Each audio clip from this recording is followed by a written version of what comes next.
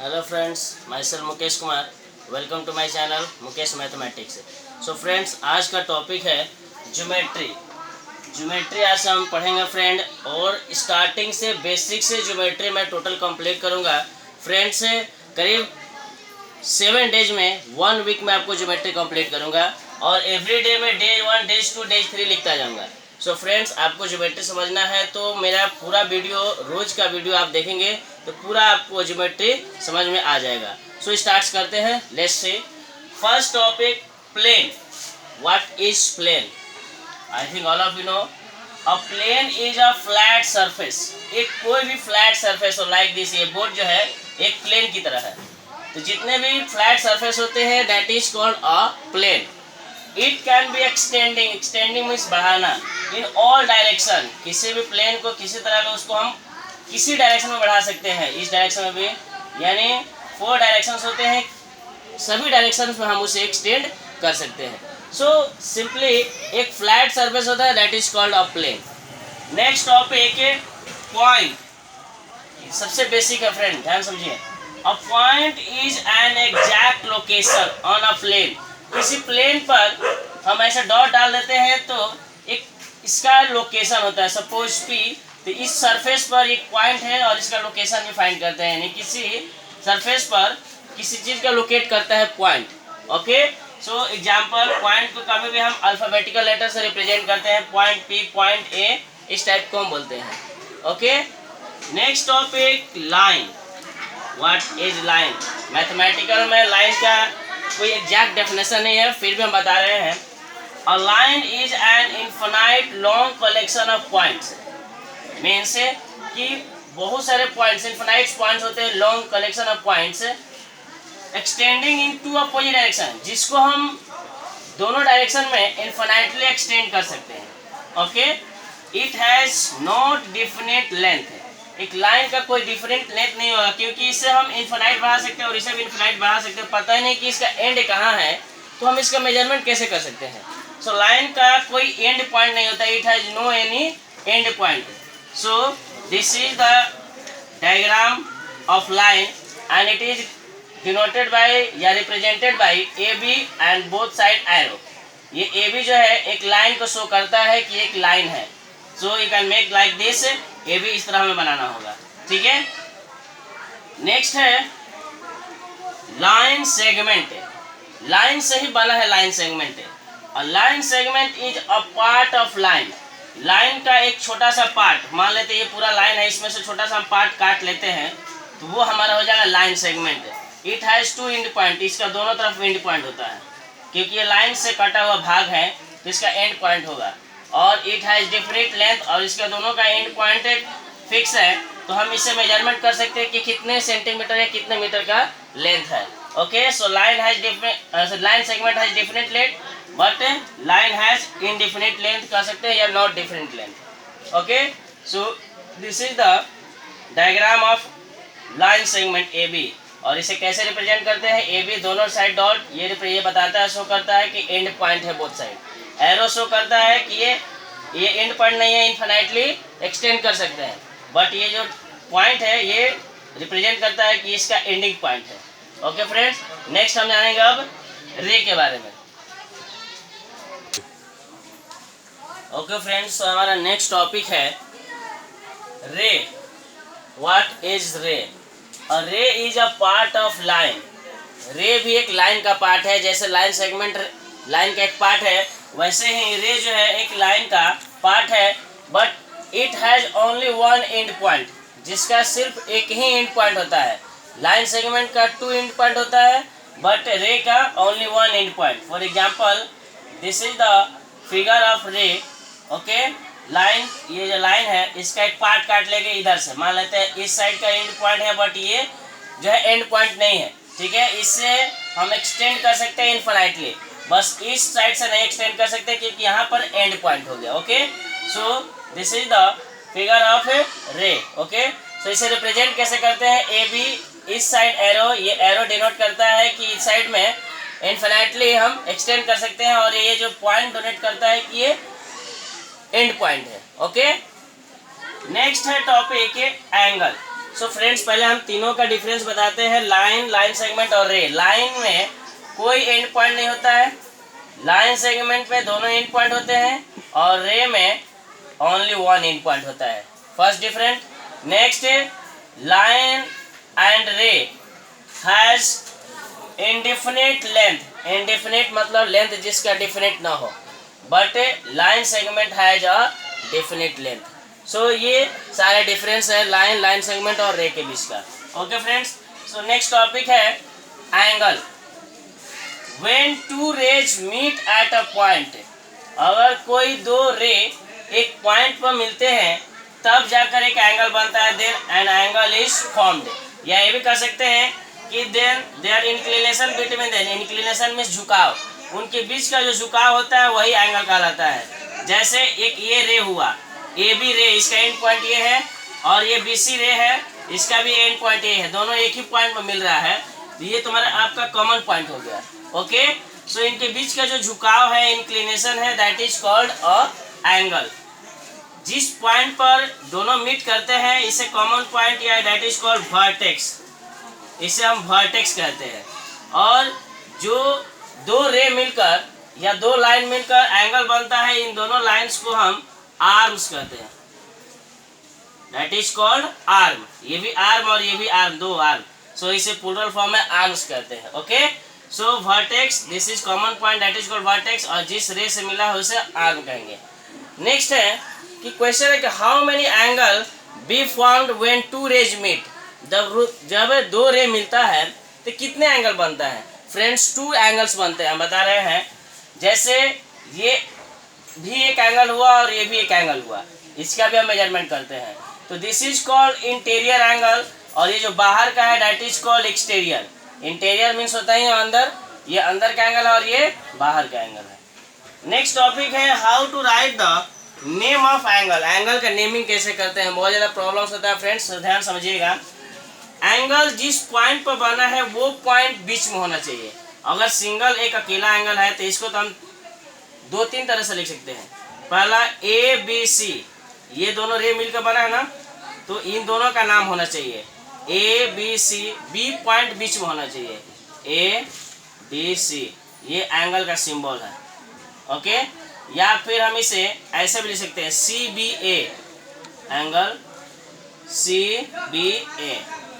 और अगर सी अकेला एंगल है तो हम डायरेक्टली एंगल बी भी लिख सकते हैं, डायरेक्टली एंगल बी। लेकिन जब भी हम तीन डिजिट से तीन लेटर्स यूज करेंगे तो जो इस पर एंगल बना है वो हमेशा नेम बीच में होना चाहिए। इसको हम अगर ये लिख दें कि A C B, it is incorrect. ये कि सी यहाँ पर रिप्रेजेंट कर रहा है कि सी पर एंगल है, कि सी पर एंगल नहीं है, एंगल कहाँ है, बी पर है, सो ये गलत हो जाएगा।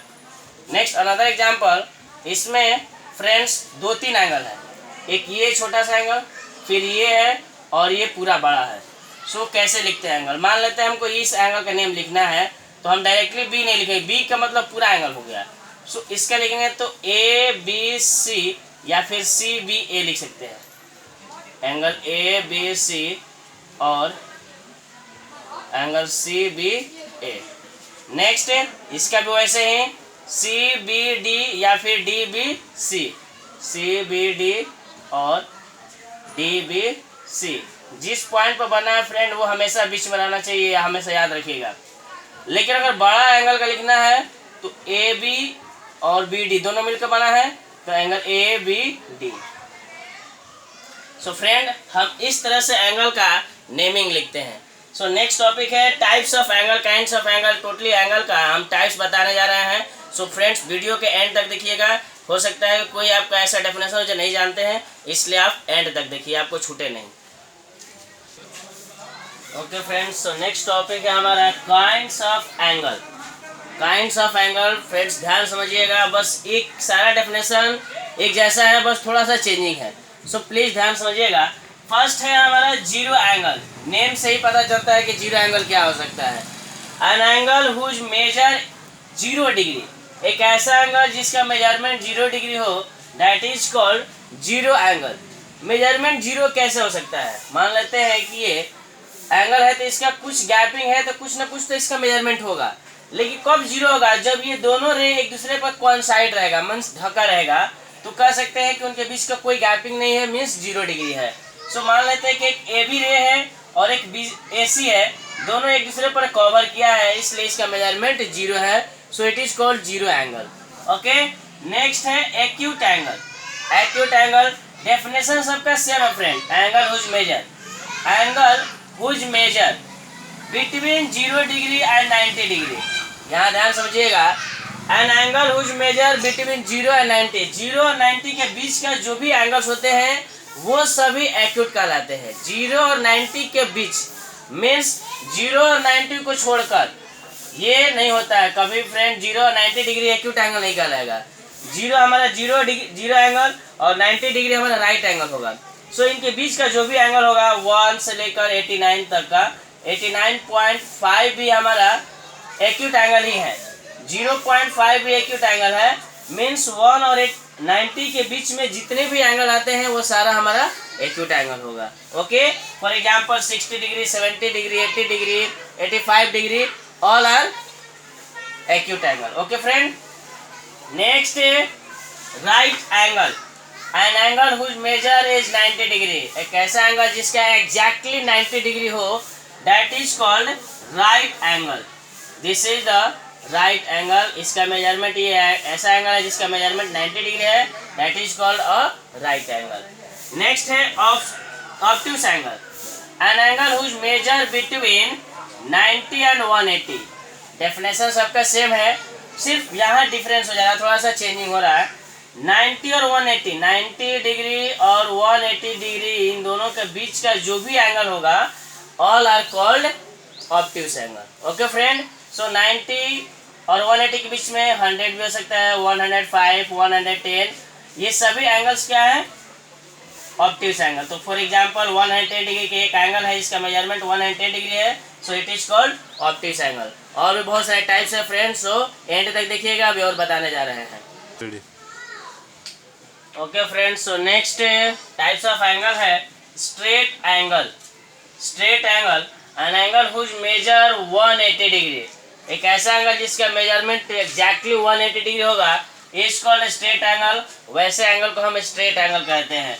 फॉर एग्जांपल सपोज ये 2 रे है OA और OB, दोनों एक दूसरे को अपोजिट डायरेक्शन में स्ट्रेट है और इनके बीच का जो डिफरेंस है, गैपिंग है, वो 180 डिग्री का हो रहा है, so it is called straight angle. इसका मेजरमेंट 180 डिग्री है। नेक्स्ट है reflex angle, an angle whose measure between 180 and 360। Measure between 180 and 360 means 180 और 360 के बीच का जो भी एंगल होगा वो रिफ्लेक्स एंगल कहलाएगा। 180 और 360 को छोड़कर फ्रेंड, बिटवीन मतलब उसके बीच का होता है। सो सपोज 230 डिग्री, 180 और 360 के बीच 230 डिग्री होता है, ये बाहर का एंगल है, सो इसका मेजरमेंट 230 है, it is called reflex angle. 200, 260, 300, 320, ये सभी क्या है, रिफ्लेक्स एंगल है। नेक्स्ट है कंप्लीट एंगल। कंप्लीट मतलब पूरा कंप्लीट कर लेता है गोल सर्किल, नेम से ही पता चल रहा है। An angle whose measure is 360, completely 360 degree angle होता है, that is called complete angle. Suppose एक रे OA है और एक रे OB है, दोनों पूरा एकदम पूरा सर्किल कवर करता है और इसका जो इंक्लिनेशन है पूरा सर्कल हो जाता है, तो इनके बीच का जो गैपिंग है इसका मेजरमेंट क्या है, 360 degree angle, so it is called complete angle. Okay friend, so ये हमारा टाइप्स ऑफ एंगल हुआ, ये single types of single angles है। देन नेक्स्ट हम पढ़ेंगे कि पेयर ऑफ एंगल। पेयर मतलब दो एंगल को मिलकर 90 होता है या 180 होता है, तो उसे हम क्या कहते हैं। ओके फ्रेंड, सो एंड तक देखिएगा, अभी और बहुत कुछ बताने जा रहे हैं। ओके फ्रेंड्स, सो नेक्स्ट है pairs of angle. Pairs means दो को एक पेयर कहलाता है, ठीक है। सो 2 एंगल मिलकर कितने यानी कौन से एंगल्स कहलाते हैं बताएंगे। सो फर्स्ट है complementary angle, means the sum of 2 angles. Sum of 2 angles ऐसे भी कर सकते हैं कि sum of pair of angle. Pair means 2 ही का होता है। तो sum of 2 angles whose measure 90 degree.